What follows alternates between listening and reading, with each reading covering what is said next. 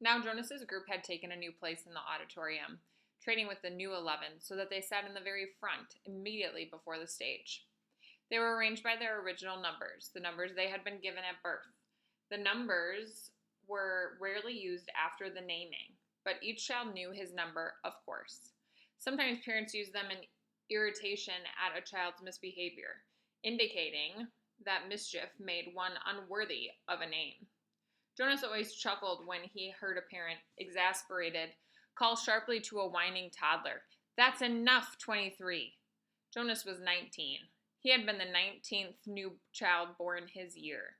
It had meant that at his naming he had been already standing and bright-eyed, soon to walk and talk. It had given him a slight advantage the first year or two, a little more maturity than many of his group mates, who had been born in the later months of that year, but it evened out, as it always did, by 3. After 3, the children progressed at much the same level, though by their first number one could always tell who was a few months older than others in his group. Technically, Jonas's full number was 1119, since there were other 19s, of course, in each age group. And today, now that the new 11s had been advanced this morning, there were 2 1119s. At the midday break, he had exchanged smiles with the new one, a shy female named Harriet. But the duplication was only for these few hours. Very soon he would not be an 11, but a 12, and age would no longer matter. He would be an adult, like his parents, though a new one and untrained still. Asher was 4 and sat now in the row ahead of Jonas. He would receive his assignment 4th. Fiona, 18, was on his left. On his other side sat 20, a male named Pierre, whom Jonas didn't like much. Pierre was very serious, not much fun, and a worrier and tattletale too. "Have you checked the rules, Jonas?" Pierre was always whispering solemnly. "I'm not sure that's within the rules." Usually it was some foolish thing that no one cared about. Opening his tunic if it was a day with a breeze, taking a brief try on a friend's bicycle just to experience the different feel of it. The initial speech at the ceremony of 12 was made by the chief elder, the leader of the community who was elected every 10 years. The speech was much the same each year. Recollection of the time of childhood and the period of preparation, the coming responsibilities of adult life, the profound importance of assignment, the seriousness of training to come. Then the chief elder moved ahead in her speech. "This is the time," she began, looking directly at them, "when we acknowledge differences. You 11s have spent all your years till now learning to fit in, to standardize your behavior, to curb any impulse that might set you apart from the group. But today we honor your differences. They have determined your futures." She began to describe this year's group and its variety of personalities, though she singled no one out by name.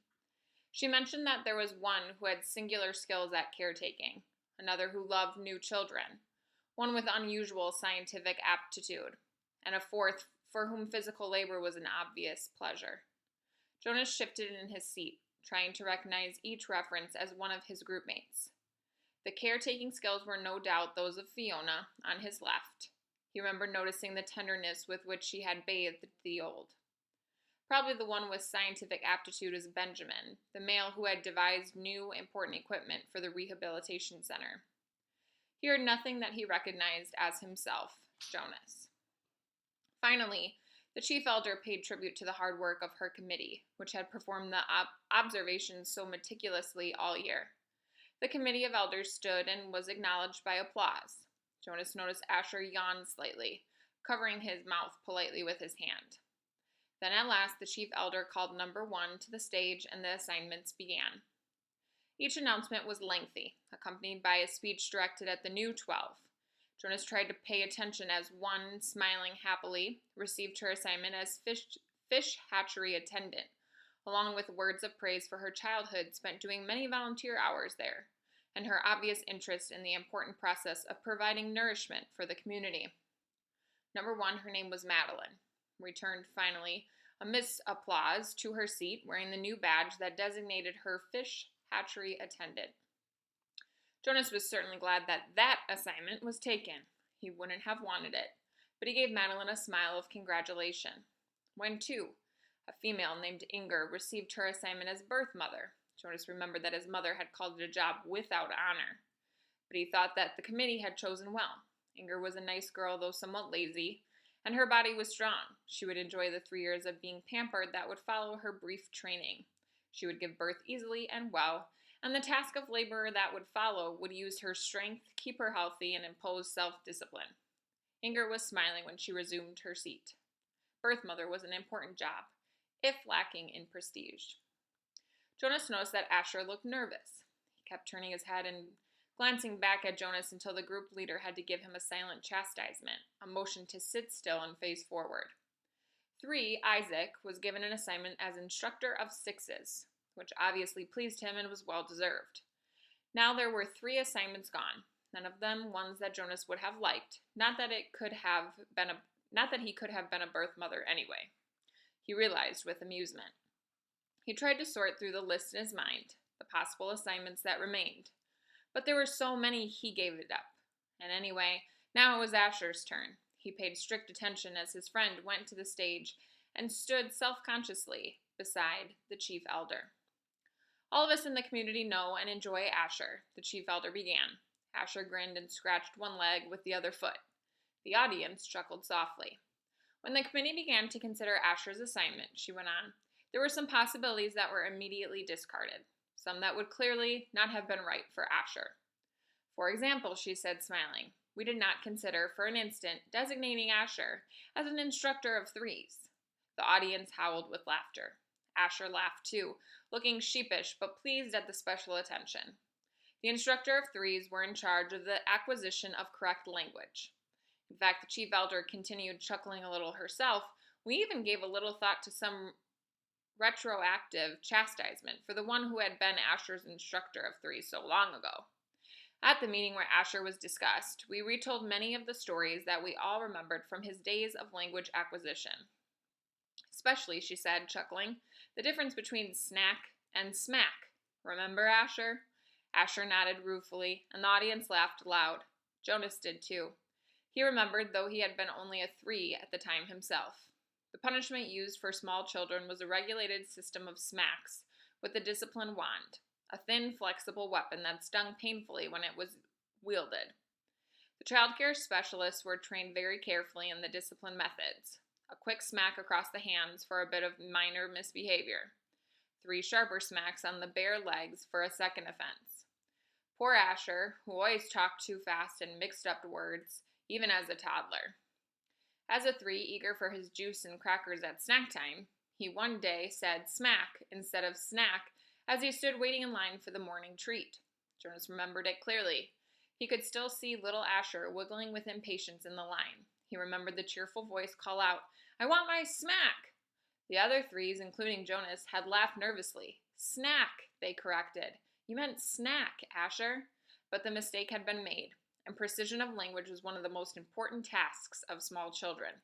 Asher had asked for a smack. The discipline wand in the hand of the child care worker whistled as it came down across Asher's hands. Asher whimpered, cringed, and corrected himself instantly. Snack, he whispered. But the next morning he had done it again, and again the following week. He couldn't seem to stop, though for each lapse the discipline wand came again, escalating to a series of painful lashes that left marks on Asher's legs.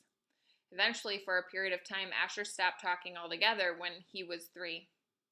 For a while, the chief elder said, relating the story, we had a silent Asher, but he learned. She turned to him with a smile. When he began to talk again, it was with greater precision, and now his lapses are very few. His corrections and apologies are very prompt, and his good humor is unfailing. The audience murmured in agreement. Asher's cheerful disposition was well known throughout the community. Asher, she lifted her voice to make the official announcement. We have given you the assignment of Assistant Director of Recreation. She clipped on his new badge as he stood beside her, beaming. Then he turned and left the stage as the audience cheered. When he had taken his seat again, the chief elder looked down at him and said the words that she had said now 4 times, and would say to each new 12. Somehow she gave it special meaning for each of them. Asher, she said, thank you for your childhood. The assignments continued, and Jonas watched and listened, relieved now by the wonderful assignment his best friend had been given. but he was more and more apprehensive as his own approached. Now the new 12s in the row ahead had all received their badges. They were fingering them as they sat, and Jonas knew that each one was thinking about the training that lay ahead. For some, one studious male had been selected as doctor, a female as engineer, and another for law and justice. It would be years of hard work and study. Others, like laborers and birth mothers, would have a much shorter training period. 18, Fiona, on his left, was called. Jonas knew she must be nervous, but Fiona was a calm female. She had been sitting quietly, serenely throughout the ceremony. Even the applause, though enthusiastic, seemed serene when Fiona was given the important assignment of caretaker of the old. It was perfect for such a sensitive, gentle girl, and her smile was satisfied and pleased when she took her seat beside him again. Jonas prepared himself to walk to the stage when the applause ended, and the chief elder picked up the next folder and looked down to the group to call forward the next new 12. He was calm now that his turn had come. He took a deep breath and smoothed his hair with his hand. 20, he heard her voice say clearly. Pierre. She skipped me, Jonas thought, stunned. Had he heard wrong? No.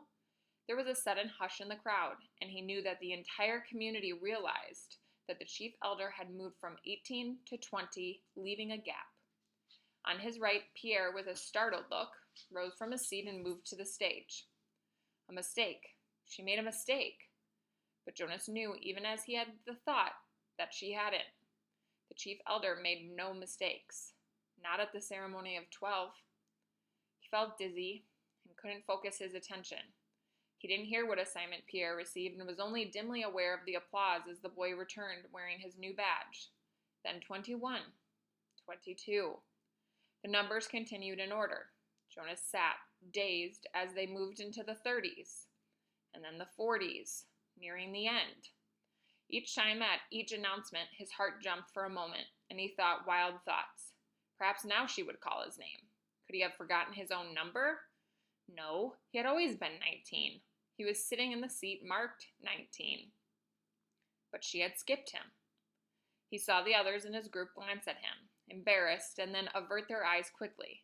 He saw a worried look on the face of his group leader. He hunched his shoulders and tried to make himself smaller in the seat. He wanted to disappear, to fade away, not to exist. He didn't dare to turn and find his parents in the crowd. He couldn't bear to see their faces darkened with shame. Jonas bowed his head and searched through his mind. What had he done wrong?